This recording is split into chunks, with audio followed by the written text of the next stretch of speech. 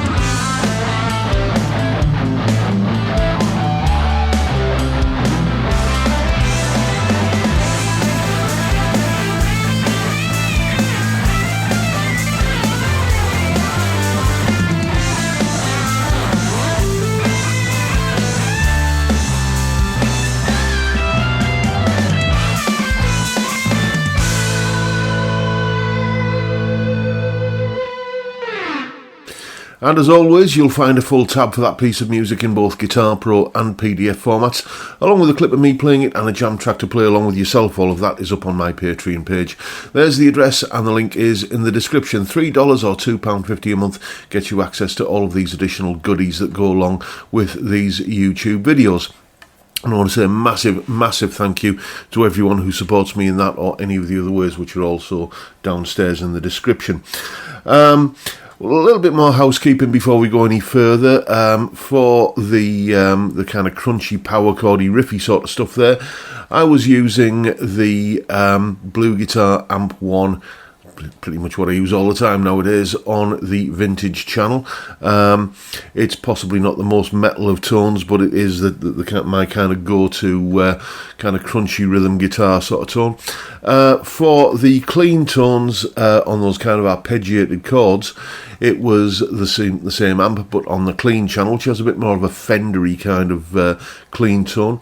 For the cleaner lead parts, it was again the clean channel, but with the foot switchable boost activated, and for reasons that we'll come to later, I wasn't using the new Horseman pedal on for the higher gain parts.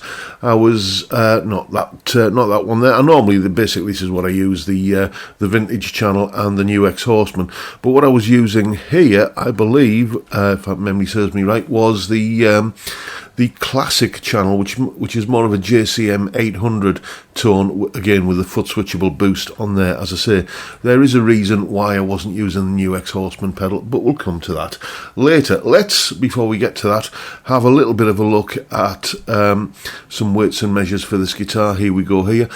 Starting in the top left-hand corner, a weight of 3.09 kilos and a nut width of 41.8 millimeters. There's your 1st and 12th fret neck profiles. And DC pickup resistance readings. The bridge is a whopping 14.83k. The neck is much more kind of vintage friendly, 7.88k, and in the middle it's 5.2. You will notice that on the bridge pickup there's also in brackets 7.52k. That's because this guitar has where are we? Let's get it in shot here. A little toggle switch here that switches the bridge pickup into single coil mode. It doesn't work on the neck pickup, and that is something I'm going to cover in a moment. Yeah, I enjoyed playing this guitar. It's probably the best way to describe this is it's a fun place to go for a holiday, but I wouldn't want to live there, is how I feel about this. If we just take a look again, you can see the neck profiles there. You know, that tells you so much, these contour gauge kind of things, but it doesn't really kind of give you that tactile feel of what the guitar's like in your hand, and it's a very kind of 80s shreddy kind of Ibanez-y, Jackson-y kind of neck on this guitar, which isn't really something I would feel, you know, kind of comfortable with most of the time. I will say that you know, it is a roasted maple neck with an incredibly well finished frets and everything. You know, this fret job, I've found worse fret jobs on made in Mexico Fenders, you know, that have fret buzz and choking out and you know, kind of fret sprout and everything. So whoever's done the frets on this guitar deserves a pat on the back, but it's not a neck that I would particularly enjoy playing on as my main guitar. You know, it's just not my cup of tea. What can I tell you? I'll put a link to the full spec of this guitar down in the description, but the headline figures are basswood body, pair of humbuckers, bolt-on roasted maple neck with a roasted maple fretboard. We've got a tusk nut, we've got non-locking tuners, 24 frets. I believe when I did the unboxing video I misspoke and said that this guitar has a 22 fret neck. So, you know, if you like this kind of blacked out metal kind of shreddy kind of neck vibe, then there's a lot to be said for this guitar, but it's not all good news. As I was messing around doing the that demo part there that you heard earlier, I did notice one or two things that I think I need to bring to your attention. So let's cut to some B-roll now, and you know, I'll show you what those are. Okay, so a few things I think I need to call to your attention. First one of which is this little mini toggle switch back here. This is basically single coil switching, chopping the humbuckers in half to get single coil tones. I'm on a clean sound at the moment on the blue guitar amp. Let's see if I can bring that up on screen. There we go. Yeah, basically the clean channel on the blue guitar amp. Let's get rid of that. And this is the kind of sound that I'm getting from the bridge humbucker. Sounds like this.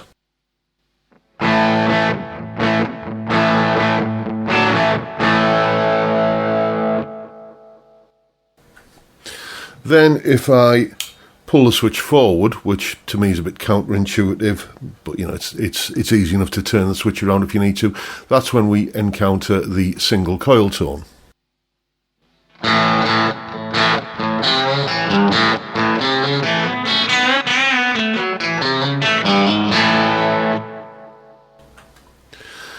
So far so good, but if we try that on the neck pickup, let's put the switch back in the original position. This is the neck humbucker through that clean sound.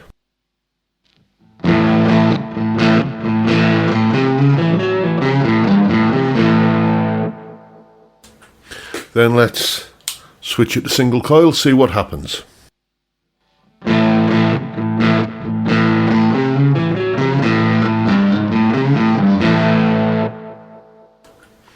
absolutely nothing. So this switch here on this particular guitar is only operative on the bridge pickup.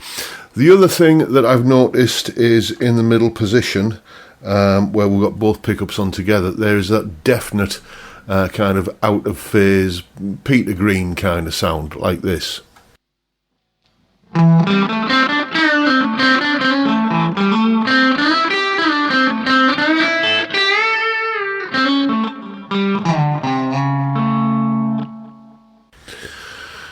Now, I actually like that sound. That would be a bonus for me, but I can understand how it might not be, quite such a nice surprise for other people.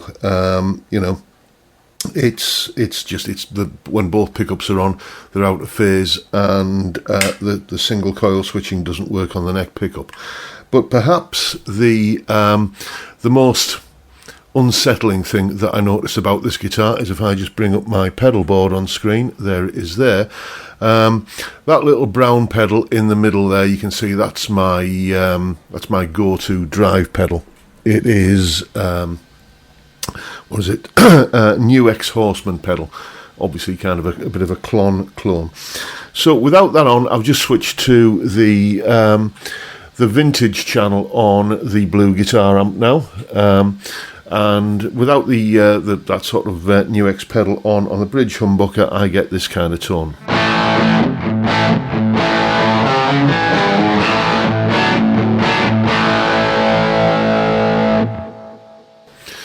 Which is not a particularly high gain tone. It's classic sort of Marshall plexi. And you can possibly see on the pedal there that I've got the controls all at 12 o'clock. Listen what happens when I stand on the pedal.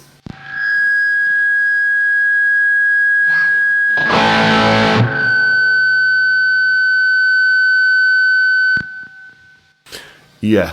Now that's not a particularly high gain sound. It's towards the higher end of the gain kind of levels that you would expect in a classic rock kind of setting. It's kind of Gary Moore kind of levels of gain. It's not Megadeth or kind of metal levels of gain, but it still gives us that microphonic kind of howl round. And I haven't got the volume loud in here. It's kind of living room sort of volume. So with that sort of level of gain, which is, I would say, on the high side of moderate, everything starts to howl round as well. And if I take my hands off the guitar, we definitely have a grounding problem on this instrument, as you can probably hear. So as soon as I touch the guitar, everything that disappears. So there are just a few things that are not, strictly speaking, as they should be with this guitar. Right, well, it's been a few days, as you can probably tell. I'm wearing a different shirt, and I've been in touch with the good folks at Bax Music about the issues with this guitar and the Sunset Series Tortoise, the thin line telly guitar that I did a review of a couple of weeks ago. That guitar has a non-functioning truss rod, and this guitar, as you've seen, has some issues with the electrics. So I can tell you that the response I've had from Bax Music is overwhelmingly positive from their side. They thanked me for bringing these issues to their attention, and they assured me that they are carrying out inspections of basically all of their stock to see if any other wrong-uns have slipped through the quality control sampling process. Where they inspect a few and then declare the whole batch to be a pass if the sample group have checked out okay. What they're doing now is going through like everything to look for these problems. So I don't see how any more wrong-uns should go out the door, really. So if you're thinking about ordering one of these, yeah, I think you're going to be okay if you're going to be doing that. Let's talk about the issues on this guitar first of all. Where are we? This single coil switching here is only designed to work on the bridge pickup. It's not a fault that it's not working on the neck pickup, it just isn't meant to. And I think that's a bit of, a bit odd, basically, because who doesn't love a nice, funky, single coil neck pickup sound as part of their tonal palette? But then again, funky neck single coil pickup sounds, it's not a guitar that really kind of screams that sort of thing, is it? This is this is for people who like the heavier side of things, perhaps. Regarding the ground hum, the mains hum that came through on this guitar, I've been through the entire guitar with a fine-tooth comb, or a multimeter to be more precise, and I can tell you that all of the ground connections are as they should be. There's no kind of nothing where there's like a broken or open circuit or poor continuity between whichever part of the guitar and the ground. So why is it still making that buzzing noise? Well, we'll come to that. I think it's to do with the pickups, because I also inspected the way that the pickups are wired, because that is one thing that could explain that out of phase sound in the middle position. I like that sound, as I said, but it's not something that's going to be for everybody, and if you're not expecting it, then maybe it's not for you.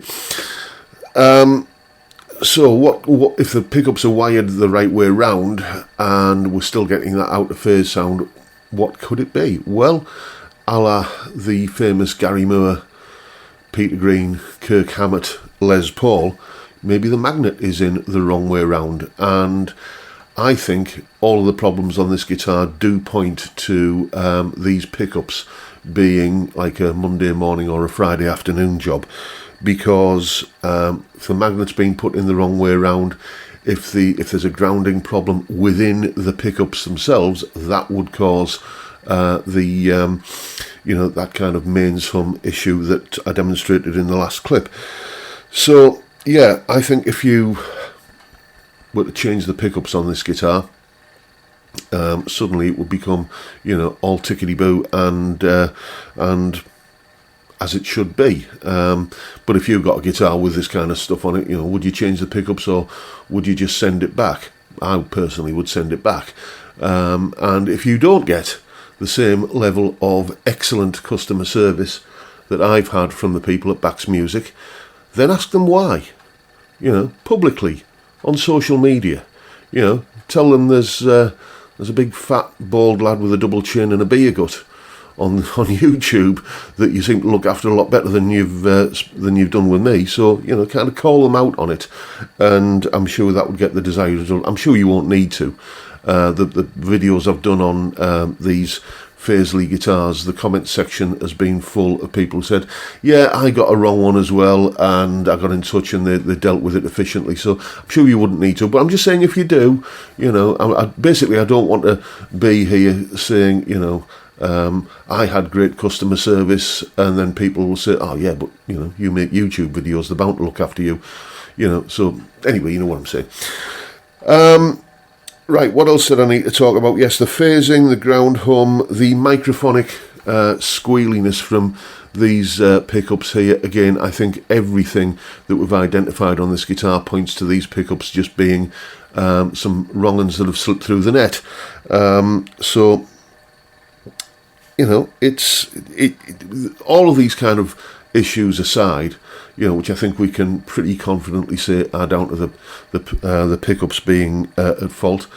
If you are in the market for sort of a metal-themed, no-nonsense, high-gain, chuggy kind of guitar, and you're on a budget, I think one of these would definitely should be on your list of guitars to check out. I mean, under 200 quid, and you're getting roasted maple and everything, and No, it's not a Wilkinson bridge. I thought it was, but the other guitars have Wilkinson bridges and everything. If you're going to use the trem, get rid of these string trees here. Put some roller ones on. I don't know why. I mean, you can literally. It takes less time than it does to boil a kettle to swap them, and they cost, pennies to fit. So, Fazley, roller string trees, please, on guitars that have got trems. But again, it's a cheap guitar, and these are the first batch of them. And as I'm sure you saw with the Harley Benton Fusion guitars, those sort of evolved as feedback from customers and reviewers came in. It's not my cup of tea of a guitar, this, but then again, it was never going to be. I'm not really kind of a high gain metal kind of aficionado, but if you are and you're on a budget, then you should, I think, check one of these out. And that is pretty much the video for today, folks. Oh, one other thing. No, it's not.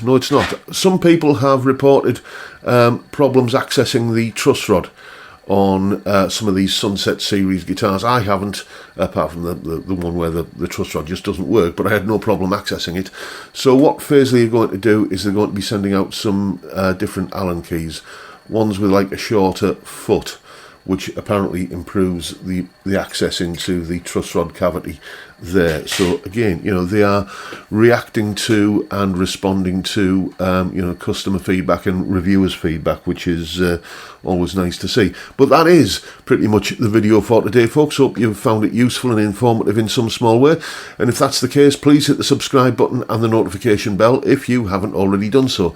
And why not drop me a like as well while you're at it. Don't forget the live stream every Friday, 5 p.m. UK time, where we drink beer and talk about music and guitars and a whole range of other things. Great way to kick off the weekend, and I'd love to see you there if you can make it. But for now, I'll bid you all a good day and say thank you so much for watching. Thank you for your time. Look after yourselves, folks. Stay well, stay safe, and above all, stay sane.